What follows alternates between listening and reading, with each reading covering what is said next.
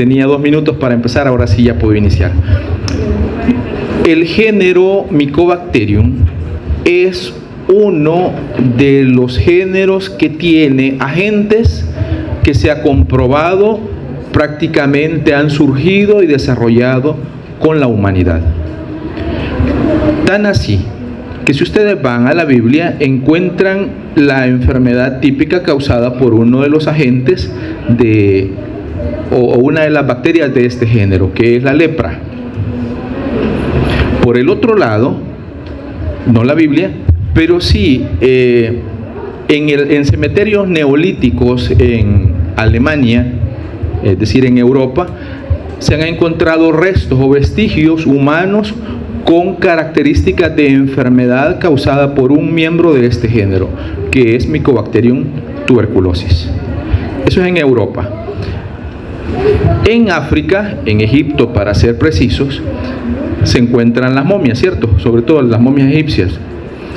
Hay sacerdotes, son momias de sacerdotes egipcios que también muestran lesiones típicas de la enfermedad de la tuberculosis causada por Mycobacterium tuberculosis.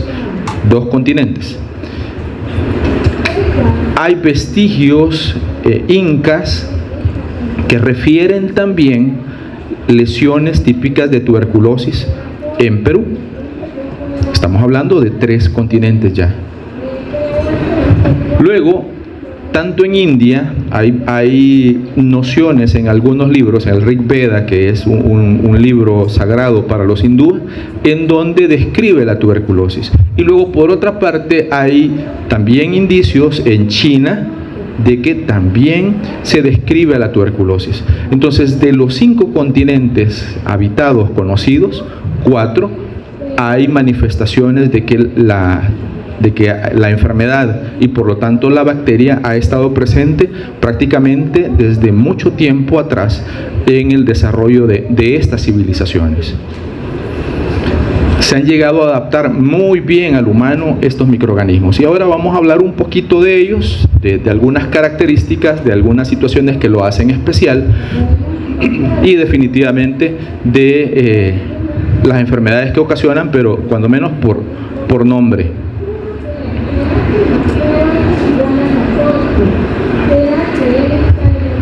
Nunca me va a funcionar. ¿Saben por qué?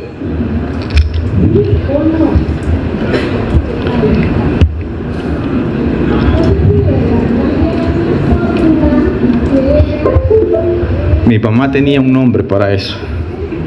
No sé la mamá de ustedes cómo le dice, pero la mía sí. Bien. Olvidadizo. Bien, con amor, sí.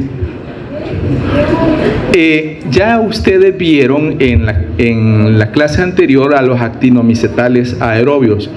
Estos, me refiero a los miembros del género Mycobacterium, pertenecen también a los actinomicetales aerobios, pero yo creo, y más tarde lo voy a justificar, que no por mucho tiempo. Yo creo eso. Son actinomicetales aerobios igual que miembros del género Nocardia y que del género Corynebacterium. En algún momento se les ha llamado miembros del grupo CNM, Corynebacterium, Nocardia y Mycobacterium.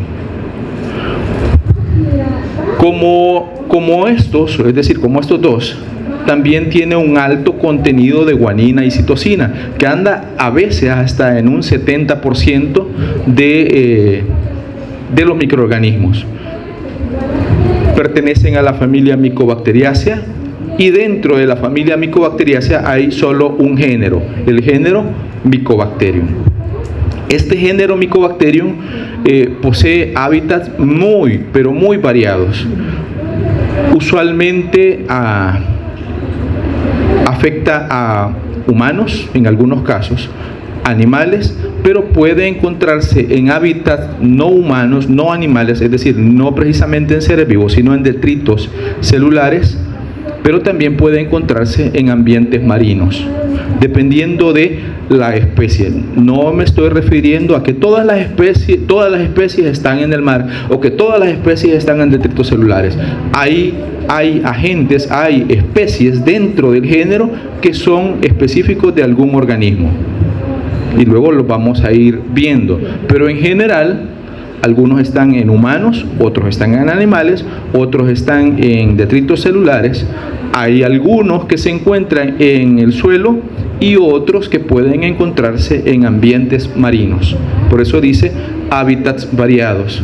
Y esto es lo que les decía más o menos. Vean, alto contenido de guanina y citosina, aunque, ojo, no se tiñen con la coloración de Gram, pero son considerados hasta la fecha como Gram positivos, y por eso los estamos viendo a esta altura, en este momento del ciclo, dentro de los Gram positivos. Esto posiblemente no dure mucho, ya vamos a hablar por qué.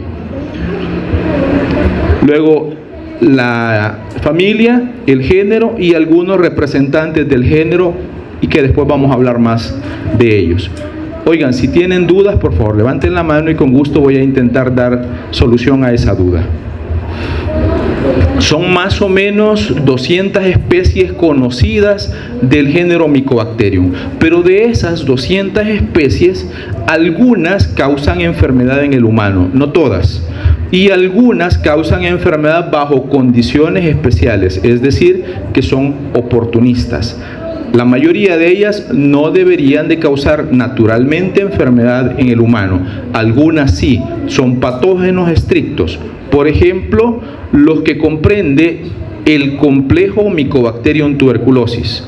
Se llama complejo porque son un grupo de especies que comparten muchísimas características genéticas y que andan alrededor del 99 o un poquito más del 99% de relación, se llama homología, pero es relación genética entre uno y el otro. Tienen muchísimas características genéticas comunes. Entonces ellos corresponden al complejo Mycobacterium tuberculosis. El segundo en importancia es Mycobacterium lepra, que se escribe leprae. Y si se fijaron, escribí el género y luego ya puedo abreviar en adelante. ¿Sí? Bien.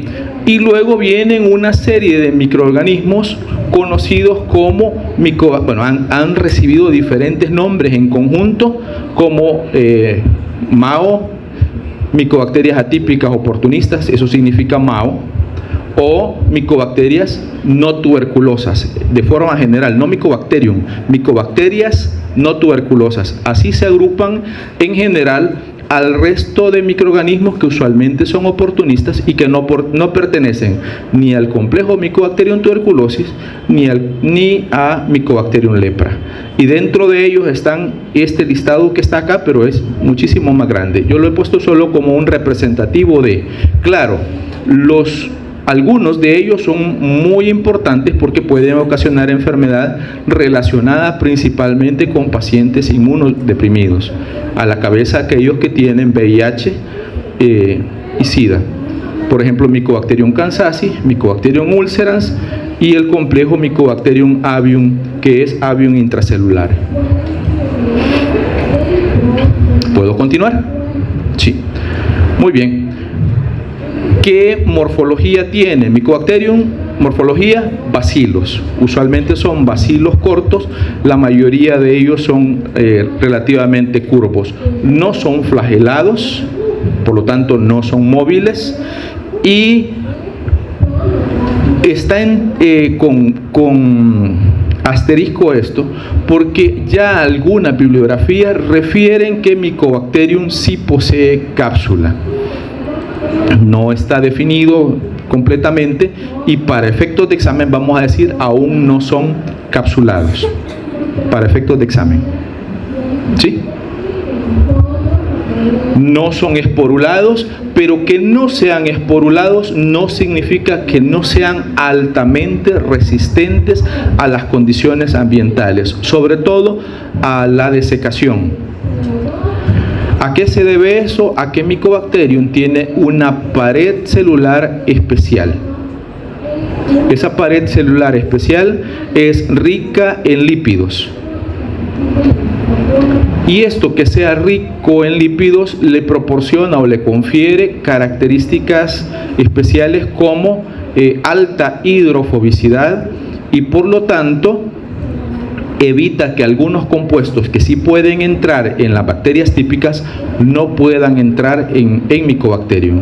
Eso puede ser álcalis, puede ser ácidos, pueden ser antibióticos, pueden ser los mismos detergentes que podrían afectar a otros organismos, pero que a Mycobacterium no lo hacen.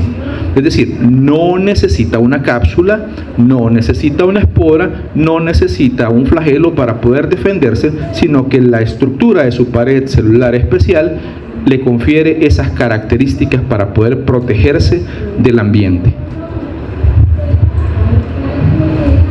Esa pared celular es rica en ácidos micólicos que son de cadenas muy largas, a veces hasta 90 átomos de carbono.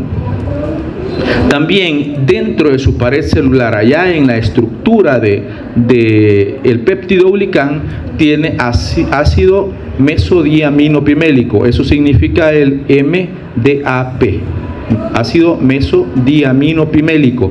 Y eso es más, vean, eso es una de las características que es como más tendiente a los gram negativos que a los gram positivos. Ya hay algunos autores que refieren que Mycobacterium tiene más características moleculares relacionados con los gram negativos que con los gram positivos. De hecho, cuando veamos la estructura de la pared celular, que la vamos a ver que hay algunas de esas características. Insisto, me voy a quedar que para fines de examen no tiene cápsula y que aún todavía es considerado gram positivo. No se extrañen que en un par de años, que ustedes ya no van a estar acá, pero cuando le lleguen allá al hospital, alguien hable de gram negativo, y no porque se equivocó, sino porque ha cambiado la cosa. La microbiología está cambiando drásticamente y nosotros corremos el riesgo, si no estudiamos, si no leemos, de quedarnos muy atrasados. Así es que lo mismo pasa con ustedes. Por favor, lean. La ganancia de este ciclo sería que ustedes lean mucho, definitivamente. Esa sería la ganancia. No lo crean. No piensen que es por joderlos. No es eso. Es que deben hacerlo, si no se van a quedar muy obsoletos y sus diagnósticos también van a ser muy obsoletos. Bien, ya esto lo dije, ¿verdad? ¿Puedo pasar? Decime.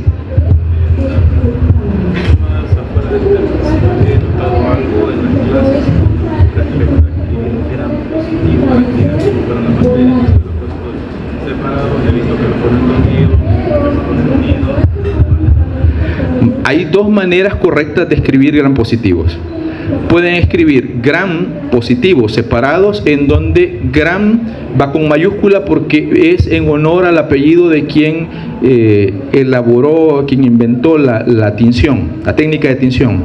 Pero se puede hacer sustantivo, y cuando se sustantiviza, se unen las dos palabras y se pone gram positivo unido, sin mayúscula, porque es un sustantivo. ¿Se entiende? Sí, perfecto. A la fisiología. Esto es fisiología general del género. No se me duerman, por favor. Sé que tengo voz arrulladora, pero eso solo se lo permito a mis hijos. Sí, yo me dormí antes que ellos, no se preocupen. Ajá, sí. Son aerobios estrictos. Su metabolismo respecto de los carbohidratos es oxidativo.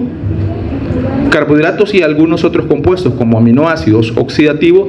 Y el tiempo de generación, es decir, el tiempo que tarda Mycobacterium, en general Mycobacterium, en duplicarse, eso es el tiempo de generación o tiempo de duplicación, en promedio es de 18 horas. Vamos, las bacterias típicas como Escherichia coli, los Clostridium, los Bacillus, se tardan más o menos 18 minutos, entre 18 y 20 minutos en duplicarse una célula, en formar dos células hijas. Mycobacterium se tarda 18 horas aproximadamente en duplicarse. Es un tiempo de generación muy lento. ¿Me copian esto? ¿Sí? ¿Me entienden? Eso es una característica del género. Y luego, como tiene una pared celular rica en lípidos, utiliza también muchos lípidos como el elemento base para poder sintetizar sus compuestos. Y de ahí que principalmente utiliza glicerol como fuente de carbono y de energía. Y como fuente de nitrógeno utiliza aminoácidos. Esto cada vez está aumentando más. Yo cada clase que doy, cada ciclo le aumento 1 o 2 microorganismos. Y eso significa que cuando menos leo. Bien, el complejo Mycobacterium tuberculosis antes eran como 5 agentes, ahora son 10 conocidos. 10. El complejo Mycobacterium tuberculosis recibe el nombre por el principal agente, que es Mycobacterium tuberculosis, que es el principal agente a nivel mundial. El segundo a nivel mundial es Mycobacterium africanum, pero está confinado al continente africano. Y luego los otros son microorganismos que principalmente afectan especies animales, pero que potencialmente pueden causar zoonosis, y que en algunos casos ya se han visto, algunos más que otros, que han causado enfermedad en el humano. A la cabeza Mycobacterium bovis, luego Mycobacterium microti, canete, pignipedi, capra, mungi, suricata y origi. Usualmente, a pesar de que estos microorganismos afecten o infecten animales, cuando se identificó por primera vez, se les dio el nombre relacionado con el animal en el que se les identificó por primera vez. Por ejemplo, en suricatos, en oryx, en mungies, mangostas, ganado caprino y así sucesivamente. Entonces, claro, están en amarillo los que tienen mayor importancia a nivel mundial. Los 3 de mayor importancia a nivel mundial son tuberculosis, africanum y bovis. El resto pueden causar tuberculosis. Causan tuberculosis en algunas especies animales y en algunos momentos podrían causar tuberculosis en el humano, como una forma de zoonosis. ¿Alguien tiene duda? ¿Puedo continuar? Muy bien. Entonces, ahora, de aquí en adelante, hablamos del complejo tuberculosis para ser específico de Mycobacterium tuberculosis, que es el que le da el nombre al complejo y el más importante de todos ellos. Mycobacterium tuberculosis son bacilos, siempre eso ya lo saben, y al igual que todo el género tiene características muy especiales en su pared celular. ¿Por qué? Porque es rica en lípidos y después la vamos a describir más adelante para que veamos algunos datos de ella. Pero decíamos, a pesar de que su estructura es de un gran positivo, entre comillas, pero no se tiñe. Y como no se tiñe, hay que ingeniárselas de otra manera. Y la otra manera es buscando coloraciones, intentando permeabilizar esa capa de lípidos que tiene para que entre el colorante, pero una vez el colorante logra entrar en la pared celular, difícilmente se decolora, ni siquiera con uno de los decolorantes más potentes como es el alcohol ácido. Y de ahí el nombre que reciben en general estas bacterias ácido resistentes, o el término más bien utilizado, bacilos, porque son bacilos ácido alcohol resistentes. Esto se asocia con algo que les van a decir muchas veces en su práctica profesional: BAR, B-A-A-R. ¿Sí? Práctica profesional de salud me refería. BAR, bacilos ácido alcohol resistentes. Y la coloración que más se utiliza es la coloración de Ziehl-Neelsen para poderlos colorear. ¿Cómo se ven esos bacilos?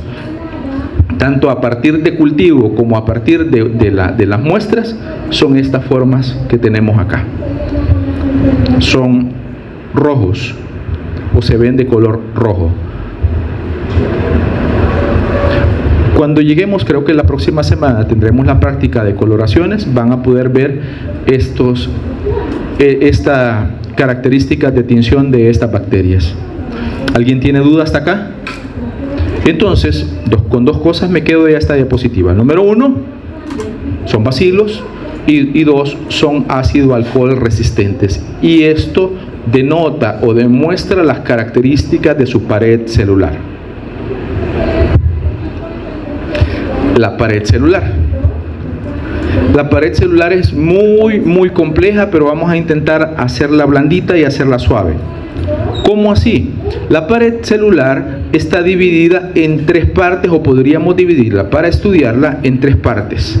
De adentro hacia afuera, la pared celular primero contiene una capa de peptidoglicán.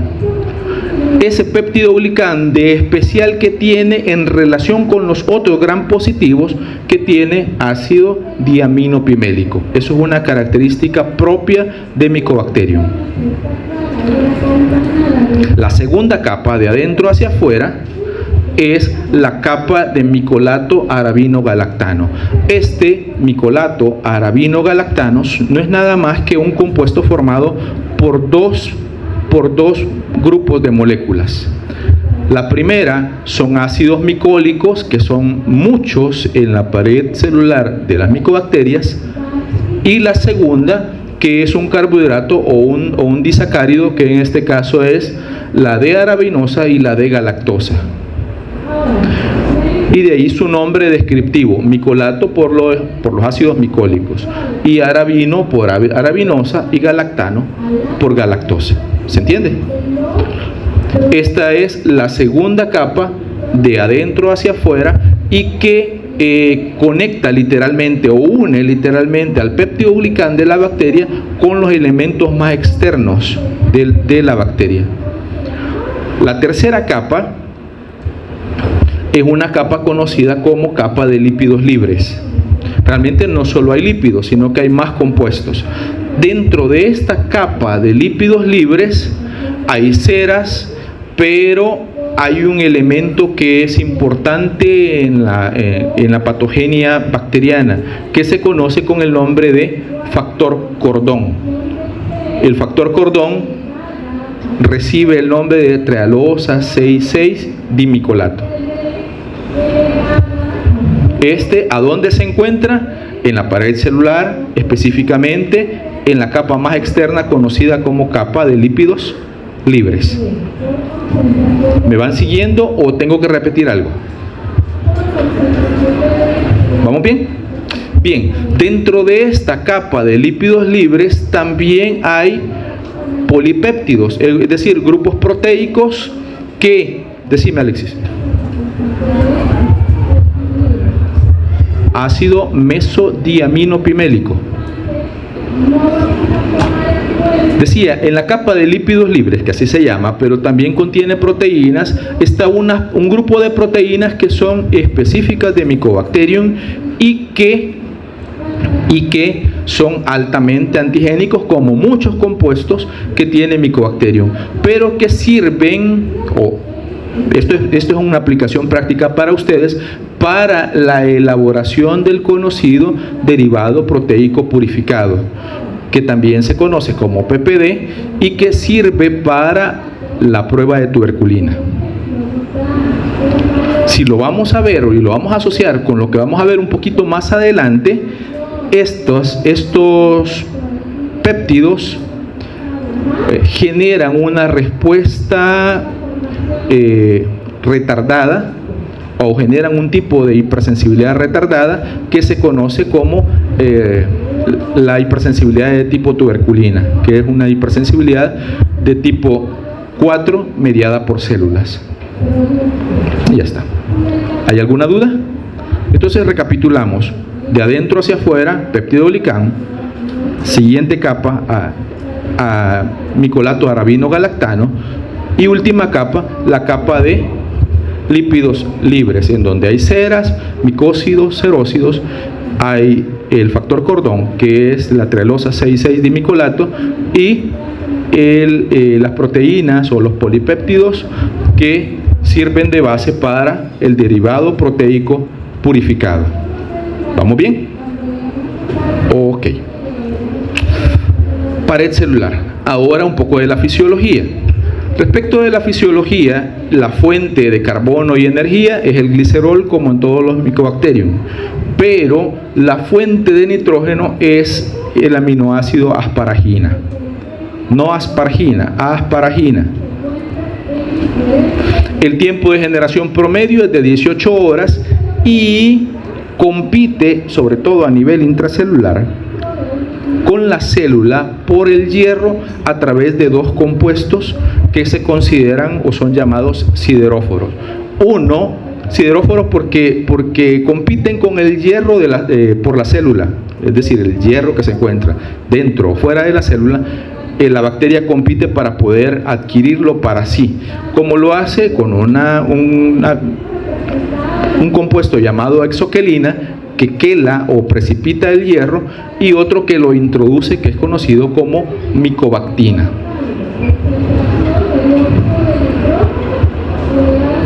¿Puedo continuar? Ya decíamos, es aerobio estricto, ¿cierto? Muy bien. Ahora, factores de patogenia. Poco a poco han ido cambiando estas cosas y se van dilucidando mejor algunos elementos. Por ejemplo, uno de los elementos de patogenia más importante de Mycobacterium tuberculosis es este compuesto llamado ESAP6. A ver si no se me olvida. Es blanco antigénico de secreción temprana. Eso significa ESAP6. Es un polipéptido de 6 kilodalton, pero se llama blanco, esa es la T de target, blanco antigénico de secreción temprana. Y es un elemento importantísimo para casi todo lo que tiene que ver con la patogenia de Mycobacterium tuberculosis, por una parte. Luego, los sulfátidos, que son compuestos de ácidos grasos de cadena larga sulfatados, que también están en la pared celular, ellos dos, más otro que ya vamos a ver, median todos estos elementos. Ya lo vamos a ver poco a poco. El ESAP6, vamos, voy a regresar un poco. Cópienme y vamos. El más importante factor de patogenia es ESAP6. ¿Cómo se llama? Blanco antigénico de secreción temprana 6. Ahora, Mycobacterium tuberculosis. Y esto apréndanlo porque Mycobacterium tuberculosis ha aprendido a sobrevivir en el humano por esta razón. Al toro por los cuernos. Y eso significa que hasta las bacterias saben de que si uno no enfrenta sus miedos, se jode. ¿Por qué? Mycobacterium tuberculosis es intracelular, pero no de cualquier célula, de los macrófagos. Entonces, vamos, ¿quién es el más vivo de todos acá? Macrófago. A vos, con vos va a ser la cosa. Pues sí, si me defiendo de vos, de cualquiera. Así funciona la vida. Esa es la actitud, ¿sí? Mycobacterium tuberculosis. Grábenselo. Exactamente. Entonces, ¿por qué? ¿Qué hace? Mycobacterium tuberculosis usualmente penetra por vía respiratoria y se va hasta los alvéolos. Y allá se encuentra con los macrófagos alveolares. Pero Mycobacterium tuberculosis no evade, no se esconde, no se protege para encontrarse con el macrófago. Cada compuesto, no cada, pero muchos de los compuestos que tiene Mycobacterium tuberculosis le dicen al sistema inmune: aquí estoy. Sulfátidos. El LAM, el lipoarabino manano, son compuestos altamente antigénicos, son patrones moleculares asociados a patógenos. Quiere decir, el Mycobacterium cuando llega y le muestra al sistema inmune que ahí está. ¿Para qué? Para que el macrófago lo reconozca inmediatamente y lo fagocite. Y entonces inicia todo el proceso, ahora sí, con el que se va a defender. ¿Qué va a hacer Mycobacterium tuberculosis? Allá adentro va a utilizar ESAP6, va a utilizar los sulfátidos y algunos otros lípidos de la pared celular, por ejemplo, trealosa 6,6-dimicolato. ¿Para qué? Para evitar la muerte intracelular. Hay tres formas principales de cómo las bacterias evitan la muerte intracelular. Una es por evitar que se forme la unión fagolisosoma. Es decir, permanece dentro del fagosoma, pero el fagosoma nunca se une con el lisosoma. Segundo, por resistir la actividad fagolisosomal. Es decir, que se formó el fagolisosoma, pero la bacteria puede resistir el pH y las enzimas que se producen en ese ambiente. Tercero, escapar del fagosoma antes de que se forme el fagolisosoma. Se ha comprobado, antes se decía que solo uno de esos mecanismos es el que desarrollaba Mycobacterium tuberculosis. Ahora se ha comprobado que cumple los tres. Que tanto ESAP6, que evita la unión fagolisosomal y que en algún momento media la salida al citoplasma, favorece gran parte de ese proceso. Pero también la bacteria evita la acidificación del fagosoma y por lo tanto que actúen de manera adecuada las enzimas presentes en el fagolisosoma. De ahí que no uno, sino los tres mecanismos puede desarrollar los Mycobacterium tuberculosis. ¿Cuáles eran? Esto es nuevo porque hasta el ciclo pasado di solo dos, ahora ya traigo los tres. ¿Cómo?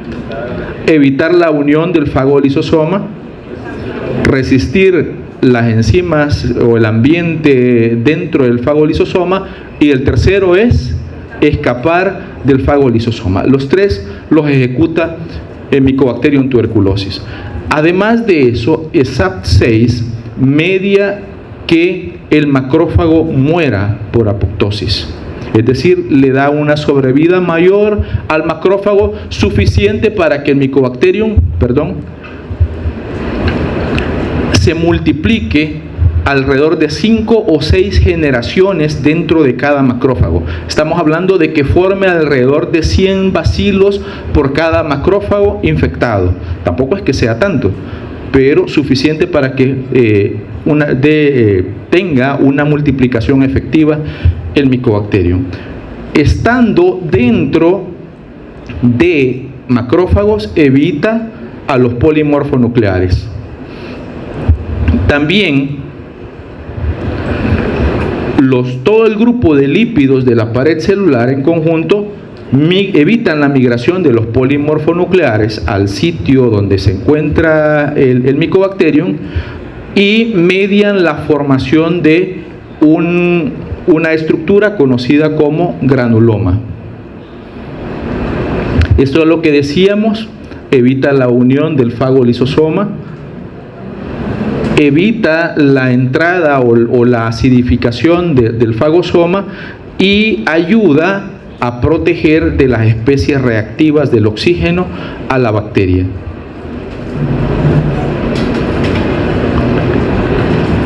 ¿Qué hacen los polisacáridos, tanto los arabinogalactanos como los arabinomannanos? El arabinomanano es uno de los principales, conocido como LAM. LAM significa lipoarabinomanano y es uno de los principales glucolípidos de la pared celular y es uno de los principales PAMs de Mycobacterium tuberculosis. Y luego los otros de los que habíamos hablado. Ahora, cuando ya se ve así, antes se decía que el factor cordón era como el principal factor de patogenia de Mycobacterium tuberculosis. Es importante, pero el principal es AP6, exactamente.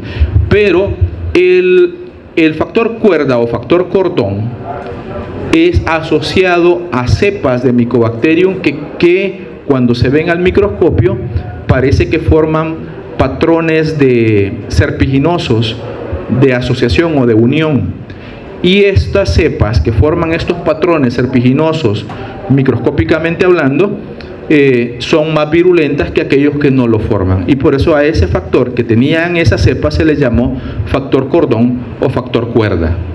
¿Se entiende? 1, 2, ¿se entiende?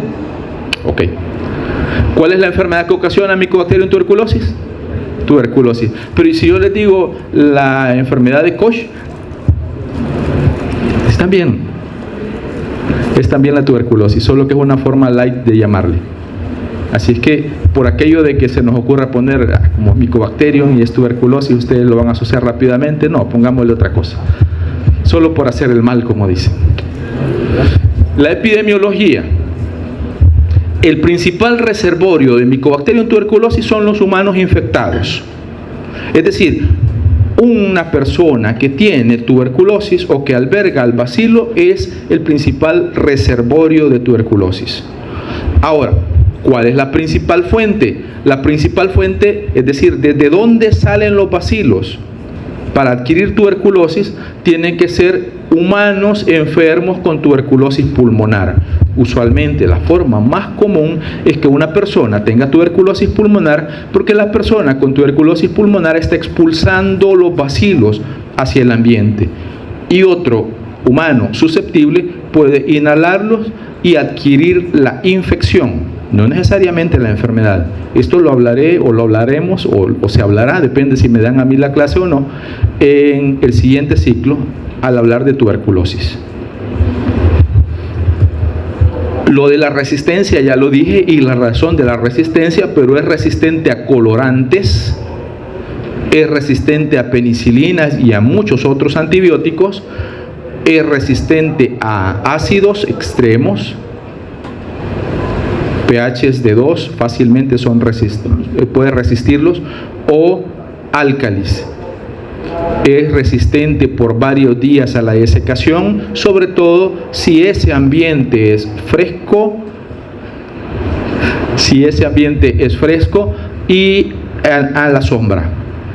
¿Por qué? Porque la radiación ultravioleta puede destruir al Mycobacterium. La luz ultravioleta lo puede destruir, igual que la radiación solar, igual que las temperaturas superiores a los 60 grados centígrados por 30 minutos.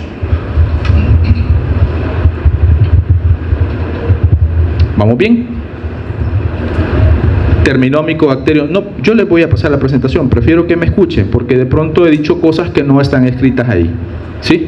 Que escuchen, que tomen nota. Importante es que aprendan a tomar nota. ¿Sí? No hablo tan rápido como para que no copien lo que digo, sino tomen nota de lo que digo, que son dos cosas diferentes. Muy bien, ahora vamos a Mycobacterium lepra, el segundo, y vamos decreciendo. Hablamos mucho de Mycobacterium tuberculosis, vamos a hablar un poco menos de lepra, aunque hay cosas importantes de las que hablar, y luego vamos a hablar de las ambientales oportunistas, que es un poco menos todavía. Mycobacterium lepra también son bacilos cortos, delgados, usualmente en tejidos, tanto de humanos como de animales infectados, se pueden presentar como agrupaciones, y estas agrupaciones se forman o conforman haces paralelos. Estos haces paralelos se pueden ver como pequeños depósitos casi como circulares, que son estos que están acá, que se conocen cada uno de ellos con el nombre de globias o globis. Cualquiera de las dos opciones es posible. No son nada más que masas o grupos de empalizadas de Mycobacterium lepra. que se forman en tejido. Ahora, Mycobacterium lepra no es cultivable y sí puede crecer en algunos animales de experimentación. Su temperatura óptima de crecimiento anda en muy bajo, entre los 27 y los 30 grados centígrados, la óptima de crecimiento, y esto es congruente con a dónde se encuentra en el ser humano, principalmente en aquellas zonas que son más frías en relación al cuerpo humano. De ahí que la piel sea principalmente afectada, y dentro de la piel el tabique nasal, el cartílago de las orejas, por ejemplo. O sea, todas aquellas estructuras que estén más alejadas del tronco, en donde hay mayor temperatura, pueden ser susceptibles de desarrollo de enfermedad causada por Mycobacterium lepra. Tiene crecimiento lento, y el crecimiento aquí es realmente lento, porque puede ser entre 10 y 14 días como promedio el tiempo de duplicación. Si para Mycobacterium tuberculosis era 18 horas tiempo de duplicación, para Mycobacterium lepra es muchísimo más largo. Y estamos hablando de 10 a 14 días. ¿Está bien? Muy lento. Posee algunos elementos como factores de patogenia. Uno de ellos es esta enzima, que es ortodifenol o difenil, cualquiera de las dos es opción, oxidasa, que le ayuda a evitar o sobrevivir a los compuestos reactivos del oxígeno. Y el factor de patogenia más importante de Mycobacterium lepra es el glucolípido fenólico 1, que es una molécula que se encuentra en la capa más externa de su pared celular, y es la que le permite unirse a los receptores celulares de algunas células. ¿Por qué? Porque Mycobacterium lepra también es un microorganismo intracelular obligado, igual que Mycobacterium tuberculosis. ¿Cuáles son dos de las células en donde desarrolla mejor esta actividad? En mononucleares, en células miembros del sistema fagocito mononuclear, macrófagos, monocitos, etc. Y el segundo, que realmente es el más importante, son las células de Schwann. Literalmente esta diapositiva recoge casi todo lo de Mycobacterium lepra en casi ninguna palabra. ¿Por qué? Intracelular en células de Schwann y células del sistema fagocito mononuclear. ¿Cómo se adquiere? Principalmente se adquiere por inhalación de los bacilos. ¿Quiénes son los hospederos? El principal hospedero, esto me adelanto, pero ahí está, el principal hospedero es el humano, un humano infectado. ¿Puede haber otro hospedero natural? Sí puede haberlo. El armadillo ¿de cuántas bandas, Lick Magaña? De 7. De 7 bandas. Ok, gracias, Lick Magaña. Por eso es que esta doble flecha. Antes se creía que epidemiológicamente el hospedero más importante era únicamente el humano. Ojo, dije únicamente el humano. Ahora se sabe que tanto el humano, claro, en muchísima mayor proporción el humano, pero también puede ser el armadillo. ¿Por qué? Porque se ha visto en algunos casos que hay personas que consumen armadillo y que la carne del armadillo puede contener a Mycobacterium lepra. Y el individuo puede adquirirlo por ingestión de bacilos contenidos en la carne del armadillo. Por lo tanto, el armadillo también es una fuente no tan importante como el humano, pero sí lo es, una fuente de Mycobacterium lepra. Entonces ven, algunos otros animales pueden infectarse, por eso la línea o la flecha en una sola dirección. Pero en el caso del armadillo, es en ambas direcciones. Ahora, hay algunas ideas, por eso está ahí, algunas ideas que ya suenan un poco fuerte, que es posible la participación de algunos vectores, dentro de ellos amibas de vida libre, que pueden ser un reservorio importante de Mycobacterium lepra. ¿Por qué se dice eso? Porque se ha encontrado evidencias de que hay suelos en donde no hay nada más que amibas de vida libre y que allí están o pueden encontrarse a Mycobacterium lepra. Esto todavía está en discusión, por lo tanto no es un hecho concreto. ¿Cuál es el hecho concreto? Que sí, los armadillos participan como en el proceso de transmisión de Mycobacterium lepra. Y esto ya lo dije, ¿vean? ¿Verdad que sí? Pero el principal, la fuente principal son los humanos infectados. Igual, si yo lo preguntara, ¿cuáles son los reservorios? Puede ser los armadillos, puede ser el humano, pero la principal fuente siempre será un humano infectado. ¿Puede el armadillo transmitirlo? Sí puede hacerlo, pero no es la principal fuente. ¿Cómo se llama la enfermedad que ocasiona Mycobacterium lepra? Se llama lepra, pero también pueden decir la enfermedad de Hansen. Quiero dar un dato importante y esto va un poco más allá de la clase. Estas dos enfermedades, me refiero a tuberculosis y lepra, son enfermedades altamente estigmatizantes.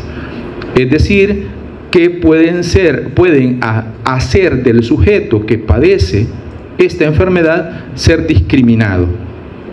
Y entonces, a razón de eso, pueda que sea preferible en algún momento de llamarle de la otra manera a la enfermedad con tal de que no sea de dominio público. Si supieran cuántos casos de lepra uno se encuentra en los buses, solo basta con ver algunos detalles relacionados con esto como para que puedan ver que una persona que va a la par nuestra puede tener lepra. Eso no significa que se tiren del bus. Sí, porque igual la tuberculosis la inhalamos, a Mycobacterium tuberculosis, como no tienen idea, y ustedes que van para el hospital la van a inhalar 10 veces más que nosotros los mortales que estamos acá. Pero las personas que tienen lepra no se las van a transmitir inmediatamente. Esto es un dato de la 2, pero lo acerco a ustedes. Sino que una persona que adquiere lepra depende de dos situaciones. Una, de una inhalación por tiempo prolongado del bacilo. Y número 2, de un sistema inmune que tenga algún tipo de depresión con tal de que se desarrolle la lepra. Por lo tanto, no se preocupen, no se tiren. Se alcanzan a bajar normal en la siguiente parada, no hay problema. Bueno, ahora vamos con las micobacterias no tuberculosas. Las micobacterias no tuberculosas fueron llamadas ambientales oportunistas. ¿Por qué? Porque se encuentran en el ambiente, usualmente están presentes en el ambiente. Tienen diversos hábitats y estos pueden ser en algunos animales, pueden ser en detritos celulares, pueden ser en suelos contaminados, pueden ser en ambientes marinos.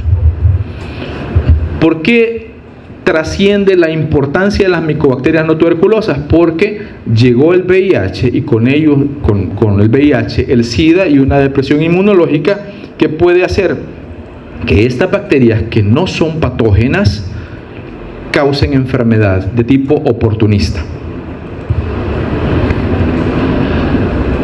Estas no son transmisibles al humano. Quiere decir que el humano las toma del ambiente, no de otro humano. Eso es importante. Lepra sí. Mycobacterium tuberculosis sí.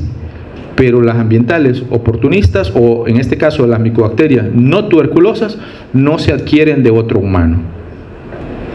Otro humano puede tenerlas, puede estar expulsando bacilos no tuberculosos, podemos inhalarlos, pero no desarrollar la enfermedad.